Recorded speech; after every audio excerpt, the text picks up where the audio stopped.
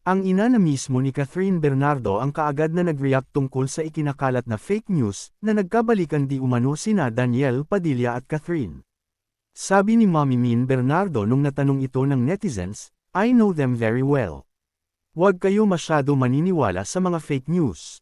Bukod sa isyu ni na Catherine at Daniel, nandyan pa rin si Alden Richards na inaabangan kung nandyan pa rin ba ang ligawan sa lead stars ng Hello, Love, Again. May mga naglabas ng chikang tumigil na raw sa panliligaw si Alden. Kaya ikinonik nila ito sa cryptic post ni Alden sa kanyang Instagram story. May kinalaman kaya ito sa isyung ligawan, di umano nila ni Catherine.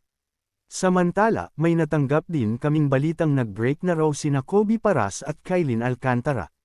May mga nagdududa na baka nga totoo kasi mag-isang dumalo si Kylene sa birthday party ni Jillian Ward. Kaya inalam namin mismo kay Benji Paras kung totoo ba ito. Sabi naman ng ama ni Kobe, kasama pa raw nila si Kylene nung linggo. Isang malapit din kay Kylene ang napagtanungan namin at sa pagkakaalam niya ay nagdi-dinner ang dalawa nung magka-text kami.